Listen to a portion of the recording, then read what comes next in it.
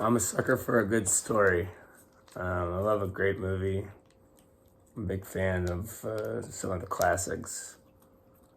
A lot of great movies I can name right off the top of my head. I was talking to my friend Savannah earlier, recommending two movies, older movies that she definitely watch whenever she gets a chance, and figured I'd share that with y'all as well. And one of them is Life is Beautiful, which is a film that was made a while ago, at least a decade or two ago, that involves a father and a son getting captured by the Nazis and having to go to a concentration camp. I'm pretty sure this takes place in Italy. I'm pretty sure they speak Italian. I can't remember exactly. But a Jewish father and his son getting rounded up. And the kid's like 6 or 7, I want to say. And the dad's goal or narrative that he tells his son the whole time is that it's all a game. That they're going to win this game show. That if, these Nazis treat his dad like shit and he hides, doesn't let the Nazis see him, then he wins. What do I win, says the little boy. He says, a tank. And he proceeds to hide his son with the help of others in the camp with him. And he proceeds to, anytime his son looks out to see what his dad's doing, he proceeds to act like it's all a game. And the movie's called Life is Beautiful. And that movie really makes you think that it is. And it has got one of the best endings of any movie I've ever seen. Now, the best ending to any movie I've ever seen is Casablanca.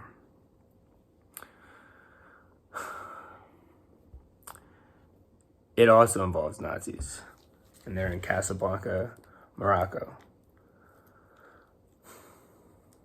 And the main character, Humphrey Bogart, Rick, opens a bar there called Rick's. And they have music and drinks. And because at the time Morocco and Casablanca in turn was controlled by the French, since the Germans just now invaded France and took control of France, they were also taking control of Morocco / Casablanca.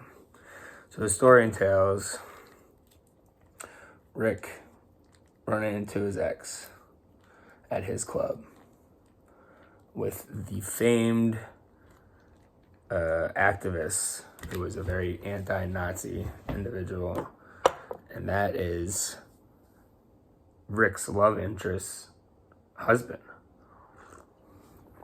And the love triangle and the quotable lines and the Nazis and the black and white and the just emotion of all of it and the ending makes it my favorite movie of all time.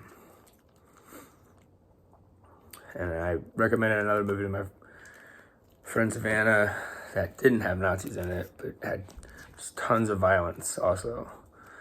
And it's called City of God. And it takes place in Rio de Janeiro. And it's all in Portuguese or Spanish, I forget which. I would assume Portuguese because it's called Rio de Janeiro.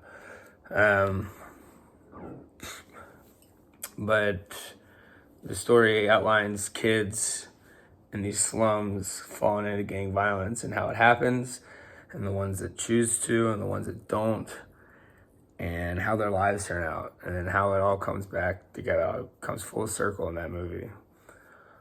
And there's a lot of beautiful scenes and lots of violence and just some very in-your-face reflections on our society. I highly recommend it. Now, the reason I even thought to bring up these 3 movies that I highly enjoy, is because they really paint a picture on society and things of the past and of the current. And most of all, 2 out of the 3 involved Nazis. And I was sitting here thinking, it just came in my head, but they're still Nazis. And they still have this agenda of control and superiority. That some people are made more superior. And that theory is wrong. That theory is very, very, very wrong. And whether they're talking about races of people or classes of people, we are all made the same. We all go through the same things. Sometimes we're more sheltered from certain things because of our privilege or wealth. But all in all, we all have the same problems. We can all relate. That's why comedy exists. Because we can all relate with family issues. We can all relate to the feeling of being needed and wanted and relied upon, and the feeling of hard work and accomplishment. We can all relate to that. So therefore, mathematically, we're all the same. And we should develop systems and institutions that help let people give the most that they can, create the most that they can, provide or produce the most that they can, incentivize them to be great producers and creators. Do not incentivize them to sit at home and watch Netflix.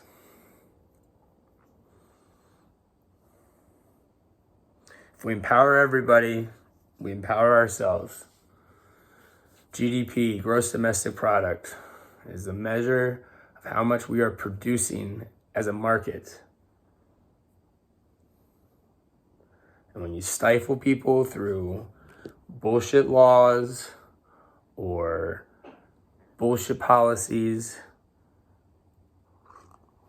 do not help them be the most that they can be. They will not produce the most that they can produce for you.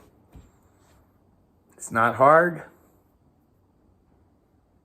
It's not hard. We don't need the government to redistribute our wealth. We can do it on our own. Okay?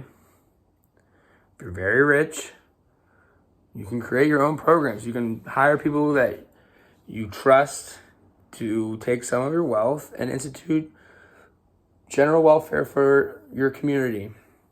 It's happened numerous times throughout our history in America.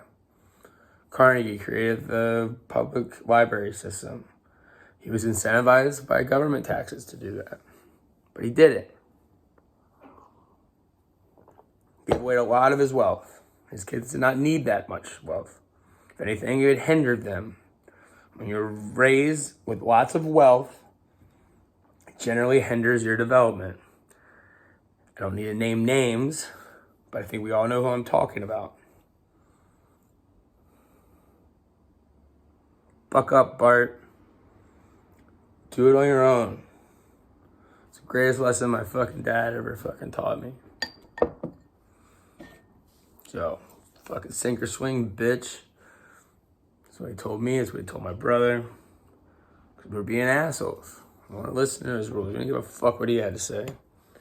We're going to do our own thing. And we sank and floated, eventually swam.